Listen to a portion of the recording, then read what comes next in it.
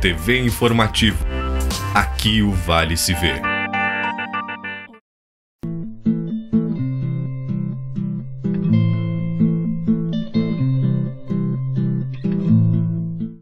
Olá, este é o Momento Saúde, Unimed, Vale do Taquari, Rio Pardo. Hoje conversando sobre a questão da mãe, a saúde emocional e a responsabilidade dos pais. A gente tem a presença grata da Débora Noel, que é psicóloga da Unimed, e vai poder conversar com a gente sobre esse tema que é tão essencial. Seja bem-vinda ao Momento Saúde, Débora. Muito obrigada. Débora, para começar a nossa conversa, eu te pergunto, afinal de contas, o que é saúde emocional? Que tanto se fala, né? Tanto se exige, se fala em inteligência emocional. Eu lembro que lá pelo final dos anos 80, isto veio muito forte, essa preocupação e responsabilidade da saúde emocional, dizendo que não bastava ter uma saúde física, era necessário ter saúde emocional. O que é isso? Saúde emocional, então, é uma resposta emocional condizente a acontecimentos externos, então, que acontece, né? Consiste em ter uma boa capacidade de comunicação, adaptação social, né? Uma boa preservação funcional e produtiva da pessoa, né? Que consiste em lidar, no geral, então, bem com as emoções, sejam elas sentimentos de tristeza, raiva, alegria, tristeza, né? E olhando de maneira geral, tudo tem que ser generalizado num espaço tão curto. As pessoas hoje carecem de saúde emocional. Será que há um acúmulo de questões que fazem com que muita gente esteja ruim? Na verdade, hoje, com a correria do dia a dia, as pessoas acabam carecendo um pouco dessa troca afetiva, sim. Na verdade. E isso é inevitável com que aconteça, né? Os prejuízos para as pessoas que acabam acarretando, enfim, tendo as consequências que podem acabar resultando em crises, em dificuldades nos relacionamentos interpessoais, né, e afetivos, enfim, acaba tendo uma deficiência no modo de ver as coisas e de se relacionar com o mundo. Tu sabes que até a partir do ano 2020, alguns dados da Organização Mundial da Saúde dão conta que os sistemas de saúde no mundo gastarão muito com pessoas depressivas, com pessoas vitimizadas por questões emocionais. Te parece, de fato, que isso aconteça? É uma tendência, né? Uma vez que as pessoas hoje não se permitem viver algumas coisas simples, né? Porque, na verdade, a saúde emocional ela pode ser prevenida com algumas alterações do cotidiano que todos podem fazer, né? Como momentos de lazer, né? O que consiste também num fortalecimento de vínculo com as pessoas, com a própria família, né? A comunicação também entre o meio, entre tantas outras coisas. Então, Débora, domingo que passou, nós comemoramos o Dia das Mães. E esta semana que nos é tão afetiva, tão sagrada, pela própria generosidade e afetividade da mãe, nos é caro lembrar desta questão da saúde emocional da mulher, do cuidado da mulher e do papel da mulher.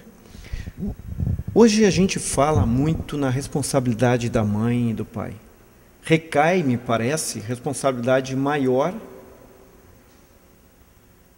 para a mãe. Por quê? Por causa da ausência de muitos pais. Tem muitos pais que estão ausentes, apesar de estarem em casa, não se fazem presentes. Relegam a responsabilidade da mãe, a criação, a totalidade das responsabilidades com a criança.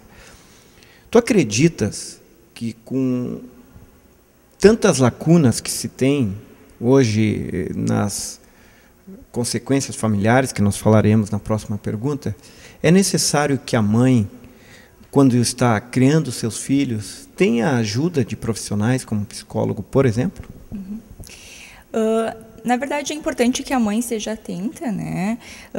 Em como que ela está se sentindo com relação a essa maternidade, né? E até mesmo com relação, como que é o relacionamento, como se estabelece o relacionamento com esses filhos, qual é a comunicação e interação que está havendo, né? No caso de ela estar atenta a dificuldades nesse sentido, aí sim, né? Existem profissionais, então, da psicologia que podem estar auxiliando, né? Através de técnicas de manejo, enfim, para uma melhor convivência, né? E um relacionamento entre as partes dessa família. Até então, nós tínhamos algumas configurações do núcleo familiar muito claras. Essas configurações eram estabelecidas, aceitas socialmente, e nós não conseguíamos conceber família sem essas configurações.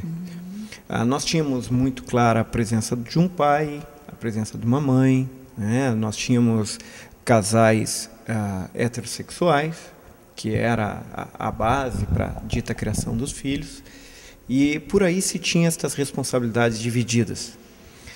Hoje mudou. O núcleo familiar, ele desconfigurou do ponto de vista do que conhecíamos e até então estava estabelecido. Nós temos casais homossexuais que resolvem ter filhos, tanto mulheres como homens. Nós temos mães solteiras, nós temos mulheres que resolvem ter um filho hoje por diversas técnicas que são possíveis, de laboratório, e não querem a presença de um homem, mesmo sendo heterossexuais e tal. Como tu vês estas configurações hoje nesta responsabilidade no compromisso da criação da criança? Eu te pergunto isso porque logo depois eu vou perguntar sobre a presença masculina.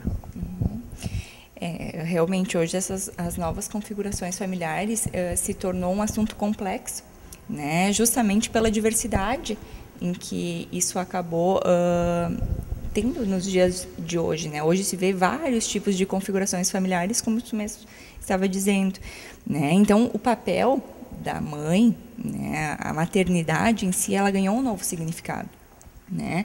Até porque não necessariamente mais ela é exercida pela mãe em si, né? Pelo papel da mulher ou pela mãe biológica, mas sim na figura, né, daquela pessoa que está representando isso, né? E isso sim é importante, então, que aconteça.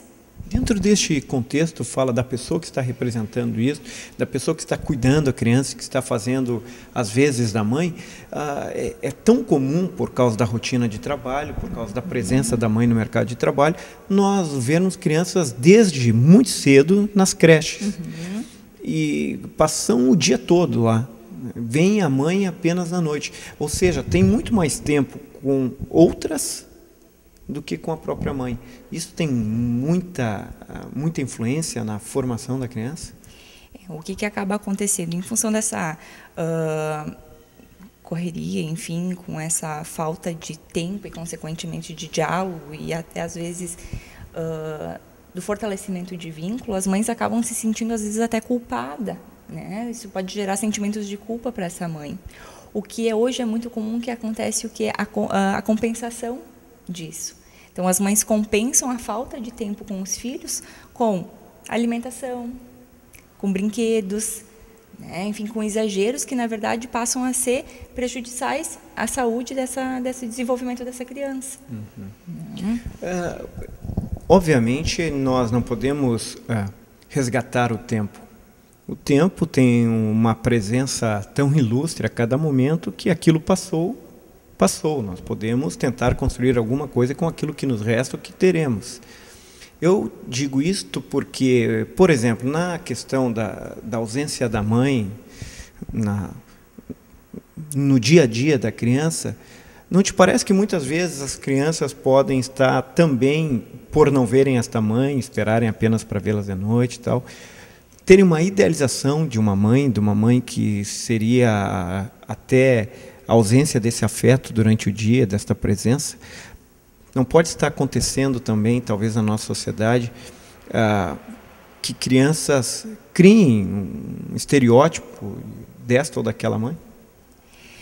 De fato, existe na verdade, nós tendemos a criar uma idealização com relação a algumas pessoas, a algumas figuras, enfim, a tudo na vida, né? E o mesmo também pode acontecer com a mãe, né? O que implica numa mãe real, né, versus uma mãe ideal. Então, o que eu imagino, como que eu gostaria, o que eu vejo que o meu coleguinha, como que é o relacionamento que se estabelece entre a mãe do meu coleguinha e ele, né? E a mãe, de fato, então, que eu tenho, né? A minha realidade, como é que é o cotidiano dessa mãe, né?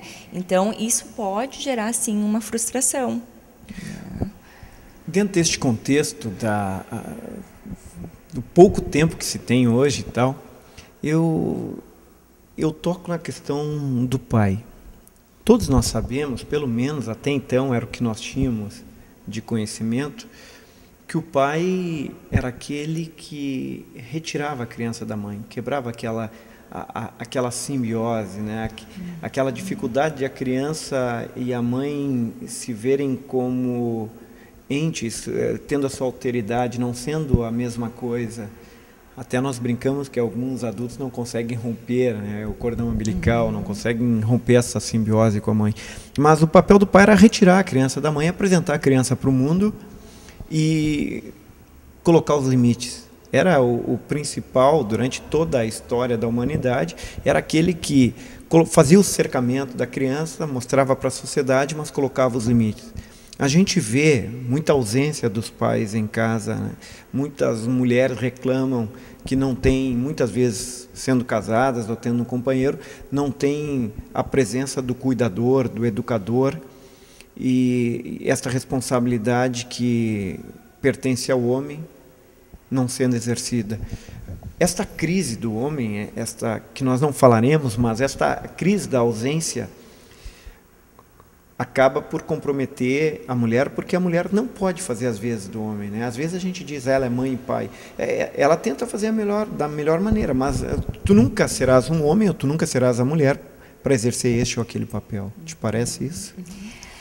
Na terapia cognitivo-comportamental, fala-se sobre modelagem, né? O que a gente entende que é uma aprendizagem que é feita através da observação de comportamento. Né? No caso, assim, o observador, então, no caso, os filhos, eles aprendem, eles veem os pais tendo determinados tipos de comportamento e eles tendem a reproduzi-los. Né? Ou seja, linkando com o que tu estás dizendo, o papel do pai, né, a figura masculina para essa criança, uma vez que está ausente, que está falha, né, a criança acaba não tendo essa representação. Né? O mesmo pode acontecer com relação à mãe. Então, as crianças, na verdade, elas tendem a reproduzir o que elas veem. Né? No caso de uma ausência, é claro que vai ter as perdas com relação a isso. Né? O que significa, quais são as responsabilidades, qual que é o papel perante a sociedade, com a própria família, com a própria criança. Débora, nossa conversa está boa, mas a gente tem que ir para um rápido intervalo, não saia daí, voltamos daqui a pouco. Até mais.